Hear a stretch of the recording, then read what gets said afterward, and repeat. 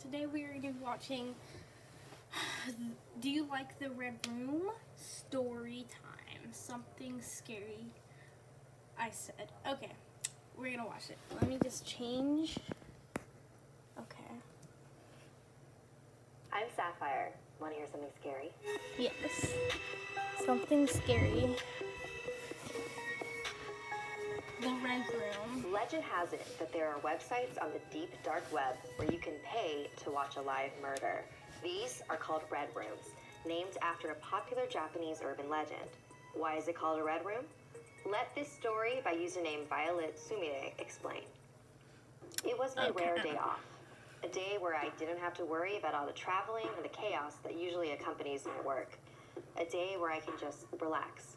Most people might spend it doing something active, going out camping, or to an event, or to play sports. I like to spend my break by being sedentary. Cuddling up with a good book, looking up random things on the internet, and general lazing around are my favorite things. I was doing the second thing on my list when something strange happened. I have a pretty new laptop with the newest operating system, so when the pop-up came up on my screen, it was a bit surprising. Not just because I have pop-ups disabled, but because the format and the style of it was of the older operating system. I frowned, hoping that I didn't have a virus or something. My first thought when anything goes wrong with my computer. The message on the pop-up was written in Japanese, and it read, "Do you like it?" The text was in black and the background was a bright red. There was nothing else in the ad. I scratched my face in confusion, but I figured that it was just one of those "congratulations, you win a new game console" type of things that messed up. The website that I was on wasn't the most legitimate looking. I shrugged it off and clicked on the big red X in the corner to close it out. I left the site as well for good measure and decided to get some tea before streaming some shows. I was only gone for 10 minutes, but when I came back into my room, the ad was there again. Now I was more worried about the possibility of a virus. I didn't have anything open on my computer, so it definitely wasn't just some pop-up. I closed out of it again and went to run a computer scan when it appeared again. Except this time, a voice followed it. "Do you like it?" It was a high-pitched child's voice. The voice seemed to echo as if someone was talking in a tunnel. It rang in my ears, so I reached to turn the volume off, but my computer was already muted. I felt goosebumps travel up my spine.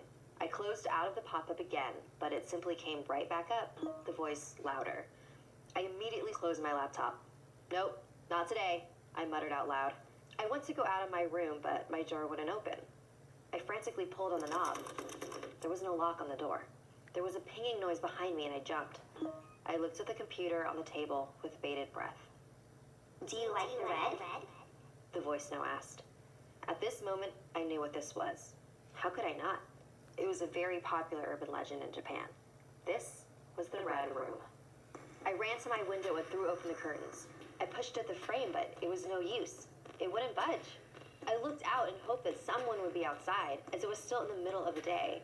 But the street outside was sparse. Behind me, the child's voice was growing louder, the question now in a continuous loop. "Do you like the red? Do you like the red? Do you like the red?" I felt tears of frustration running down my face as it grew harder and harder to hear my own thoughts. But I needed to get... First of all, this is very creepy so far. Second of all, what I don't understand is like why is it just randomly popping up? It's like it pops up on my screen. That would be hilarious, and I would be like, oh no, I'm gonna die. But anyways, Get out. My phone was in the kitchen, so I couldn't call for help. I looked for something I could use. Why is your phone in the kitchen? Who knows? Maybe Shoal's making a phone sandwich. In my room. I grabbed my chair and began to use its legs to try to break the window. It took a few tries, but I could begin to see the cracks form in the glass. I also noticed that my room was growing darker, even though the sky was cloudless blue. I stood still, the chair no longer in my hands, but on the floor, forgotten. I should have ran to the window and broke off the rest of the glass to escape, but a foreboding feeling in the pit of my stomach prevented me from moving. That and the breath on the nape of my neck. "Do you like the red room?" Red. Of course I like the red room. I've always wanted a red room. This room is not red. I have to fix that. I searched around my desk. Box cutter. Perfect. Hands isn't enough. I need more. Have to make sure not to waste a single drop. The banging at the the door woke me up. Sumire. I recognized that voice. It was my coworker, Sora. I groaned. What is he doing here on my day off? Don't mind that. I slowly opened my eyes and almost passed out as dizziness suddenly hit me. There was a splintering of wood, an intake of breath. What happened in here? I barely caught his question as my vision went black for a second. What are you doing here? I managed to mumble.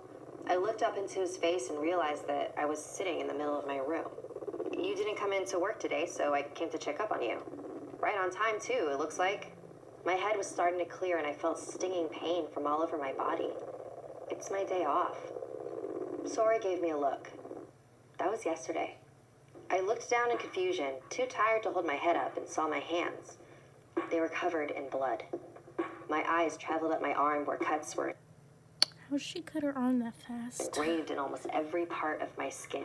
I had apparently taken off my clothes as well, and my legs were in the same state as my arms. I looked up at Sora fearfully. Let's get you to the doctor. He gently wrapped a blanket from my bed around me and carried me. It was then that I noticed the state of my room. Red. There was blood all over the walls. My blood. I pulled on Sora's clothes. My laptop. Check my laptop. Setting me down gently on my feet, he opened my laptop. There was a single window open. A single screen with black text framed in a bulky old-fashioned window. Do you like the red room? A very special thank you to anyone. Okay, well that's the end of the Japanese story. And as you see, it's other ones. But yeah, no. Well, bye guys.